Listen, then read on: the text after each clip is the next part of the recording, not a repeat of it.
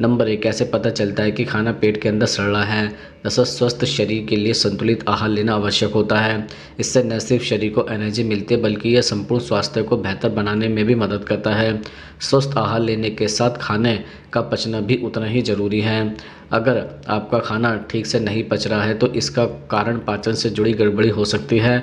खाना ठीक से न पचने के कारण शरीर को पर्याप्त पोषण तत्व नहीं मिल पाता है, जिससे शरीर में कमजोरी और कर्वाहट जैसी समस्या हो सकती है। खराब पाचन का असर हमारे संपूर्ण स्वास्थ्य पर पड़ता है, इसलिए ज़रूरी है कि इस पर शुरुआत से ही ध्यान दिया जाए। तो चलिए जानते हैं कि कैसे पता चलता है कि खाना पेट में पच रहा है या फिर सड़ रहा है। जैसे नंबर 1, खट्टी डकार का आना। दरअसल आयुर्वेद एक्सपर्ट के मुताबिक खाना पचने का संकेत डकार से भी पता चलता है। इसे उद्यान शुद्धि कहा जाता है, लेकिन अगर आपको भोजन के बाद खट्टी डकार आती है तो इसका कारण पेट में ज़्यादा एसिड बनना हो सकता है। खट्टी डकार आने पर आपको जी मिचलाना, सीने में जलन और अनकंफर्टेबल भी महसूस हो सकता है।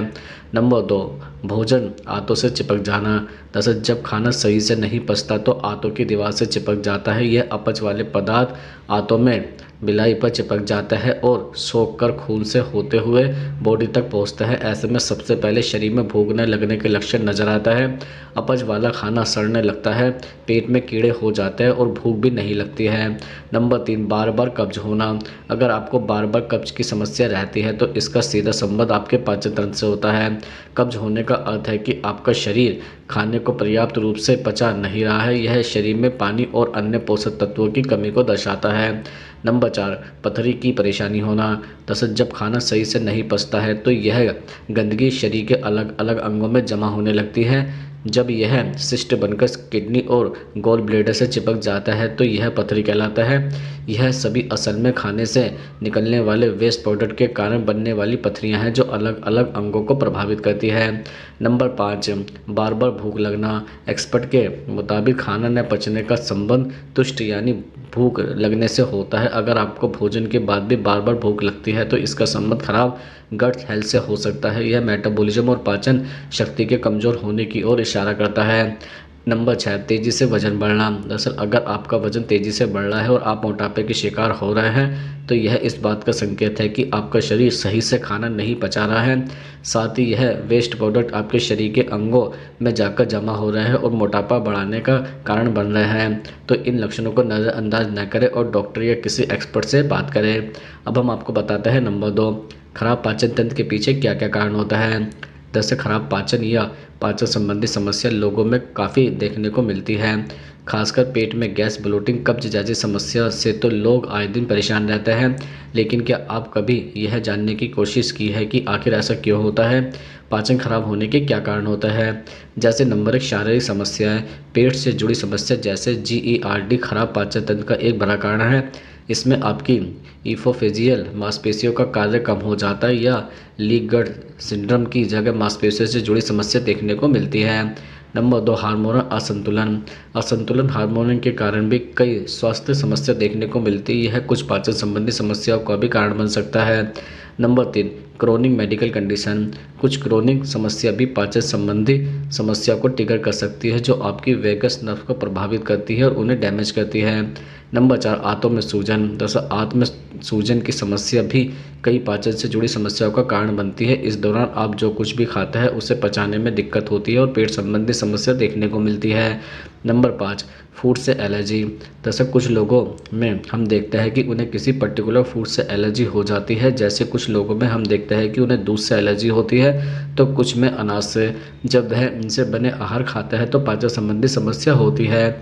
अब हम आपको बताते हैं नंबर 3, पेट की आंतों में खाना सड़ाने वाले भोजन कौन से होते हैं।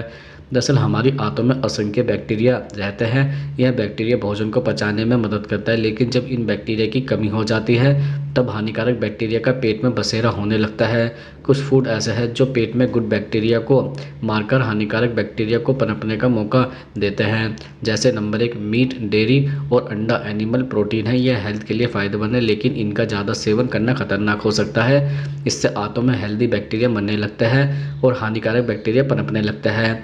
इससे आंत में इन्फेक्शन होना शुरू हो जाता है और पहले इरिटेबल बाउल सिस्टम होता है। इसके बाद आंतों में सूजन और घाव बनने लगता है। इसलिए मीट का सेवन बहुत कम करना चाहिए। नंबर 2, तली भुनी चीज़ें अक्सर नुकसान पहुंचाते हैं, इसलिए तली भुनी चीज़ों का कम इस्तेमाल करना चाहिए। ज़्यादा इस्तेमाल से पेट संबंधी कई परेशानी जैसे कि डायरिया, गैस और पेट दर्द की समस्या बढ़ जाती है। इस तरह के फूड पेट में गुड बैक्टीरिया का ग्रोथ नहीं होने देते हैं। नंबर 3, ज़्यादा अल्कोहल का सेवन भी पेट में मौजूद बैक्टीरिया के जीवन को खतरे में डाल देता है। जिन लोगों को गैस या एसिडिटी की समस्या है उनके लिए शराब का सेवन बहुत ही जोखिम भरा होता है। नंबर 4, पेट की समस्या वाले लोगों का ज़्यादा स्पाइसी यानी जिन चीज़ों में ज़्यादा मसाले का इस्तेमाल हो उनका सेवन नहीं करना चाहिए। इससे पेट में एसिडिटी और गैस बढ़ जाती है। पेट दर्द होने के बावजूद भी अगर इन चीज़ों से परहेज नहीं किया जाए तो पेट की बीमारी क्रोनिक बीमारी बन जाती है। अब हम आपको बताते हैं नंबर 4, खाना पेट के अंदर पचने में कितना समय लेता है। दरअसल खाना सबसे पहले मुंह में जाता है और पेट में जाकर टुकड़े होने लगता है। पेट में होने वाले केमिकल से खाना टूटने लगता है। यह खाना फेरिक से गुजरता है, खाने में चिकनाई हो जाती है और फिर वह एसोफेगस के रास्ते पेट में चला जाता है और पेट में असली काम शुरू हो जाता है। इसके बाद खाना आपके पेट से आपकी छोटी आंत तक जाने में लगभग 2 से 4 घंटे लगते हैं। यह पूरा प्रोसेस के पीछे कई कारण हो सकते हैं, जैसे आप क्या खा रहे हैं, कितना खा रहे हैं, आपका हार्मोन लेवल और आप आदमी हैं या फिर पुरुष। महिला पुरुषों की तुलना में भोजन को अधिक धीरे धीरे पचाती हैं। इसके बाद आपके पेट का ऊपरी हिस्सा आपके द्वारा खाए गए भोजन को समायोजित करने के लिए आराम करता है। यही कारण है कि भोजन के बाद आपका पेट थोड़ा फूला हुआ दिख सकता है। आपका पेट आपके खाने को तोड़ने के लिए मिक्सचर की तरह काम करता है, साथ साथ पेट के एसिड और एंजाइम भी इसमें सहायता करते हैं। पाइलोरिक रिफ्लेक्टस खाने की थोड़ी थोड़ी मात्रा को धीरे धीरे आपके पेट से निकालकर आपकी छोटी आंत में पहुंचाता है। उसके बाद पेट से निकलने के बाद खाना आंत में चला जाता है। खाना सबसे पहले छोटी आंत में जाता है जहां वह 2 से 6 घंटे तक रहता है। इसके बाद वह बड़ी आंत में चला जाता है जहां वह पचने के बाद मल के रूप में बदल जाता है। आपके खाने से निकलने वाली वेस्ट मटेरियल बड़ी आंत में 36 घंटे तक रहता है। पेट से निकलने के बाद खाना आंत में चला जाता है। खाना सबसे पहले छोटी आंत में जाता है जहां वह 2 से 6 घंटे तक रहता है। इसके बाद वह बड़ी आंत में चला जाता है जहां वह पचने के बाद मल के रूप में बदल जाता है। आपके खाने से निकलने वाली वेस्ट मटेरियल बड़ी आंत में 36 घंटे तक रहता है। कुल मिलाकर रिजल्ट यह है कि पूरा प्रोसेस कंप्लीट करने में खाने को 2 से 5 दिन तक लग जाते हैं।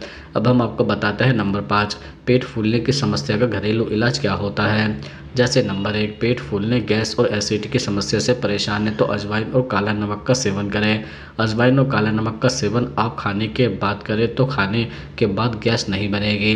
आप 1 चम्मच अजवाइन लें और उसे तवे पर भून लें। भुनी हुई अजवाइन में 1 चुटकी काला नमक मिलाएं और दोनों को अच्छे से मिक्स करें और उसका सेवन करें। नंबर 2, अगर रात का खाना खाने के बाद अगर आपका पेट फूल जाता है और पेट में अफरा बनने लगता है तो आप खाने से पहले 1 गिलास पानी में नींबू को निचोड़कर पिए। नींबू पानी पेट के लिए काफ़ी अच्छा है। इसका सेवन करने से पाचन तंत्र ठीक रहता है और पीएच लेवल संतुलित होता है। नंबर 3, पेट की गैस और अपच का रामबाण इलाज धनिया है। जिन लोगों को एसिडिटी, पेट फूलने की समस्या है या खाना खाते ही पेट फूलकर गुप्पा हो जाता है तो धनिया और मिश्री का सेवन करें। धनिया और मिश्री का सेवन करने के लिए आप 2 भाग मिश्री और 1 भाग धनिया मिलाएं और दोनों को पीसकर उसका पाउडर बना लें। सुबह शाम इस पाउडर का सेवन करें, आपका पाचन पूरी तरह दुरुस्त रहेगा। इसका सेवन करने से खट्टी डकारें, पेट की जलन और एसिडिटी और कब्ज से निजात मिलती है। नंबर 4, अगर आपका पाचन खराब है और कब्ज की शिकायत रहती है तो आप इसबगोल का सेवन रात के खाने से 20 मिनट पहले करें। आप रात में इसका सेवन करेंगे तो आपको कब्ज से निजात मिलेगी और आपकी पाचन से संबंधित परेशानियां भी दूर होगी। अब हम आपको बताते हैं नंबर 6, कुछ लोगों को भोजन के बाद पेट में भारीपन क्यों होता है। दरअसल कई बार ऐसा होता है कि हम भोजन कर रहे होते हैं और पेट में भारीपन महसूस होने लगता है या फिर भोजन के बाद काफ़ी देर तक आपको भारीपन महसूस होता है। दरअसल यह शरीर में खराब पाचन का संकेत है। भोजन से पहले ही या आधे घंटे भोजन करते ही पेट में भारीपन महसूस होना शरीर में खराब पाचन का संकेत होता है। ऐसा इसलिए होता है कि पहले से आपने जो भोजन लिया है वह सही ढंग से पच नहीं पाया है। अगर आपको भी लगातार यह समस्या हो रही है तो समझ जाना चाहिए कि आपके शरीर में खाना ठीक ढंग से नहीं पच रहा है। अब हम आपको बताते हैं नंबर 7, कभी कभी पेट के ऊपरी हिस्से में जलन क्यों होती है। दरअसल जब आपका पाचन तंत्र कमज़ोर होता है या सही ढंग से खाना नहीं पचता है तो आपको पेट के ऊपरी हिस्से में जलन की समस्या जरूर होगी। आपकी छाती और नाभि के बीच के हिस्सों में जलन और बेचैनी भी शरीर में खराब पाचन का संकेत होती है। पेट में जलन का सबसे प्रमुख कारण एसिड का निर्माण और भोजन को पचाने वाले एंजाइम का सही ढंग से न बनना होता है। अगर आपको भी लगातार यह समस्या हो रही है तो समझ जाना चाहिए कि आपके पेट में खाना सही ढंग से नहीं पच पा रहा है।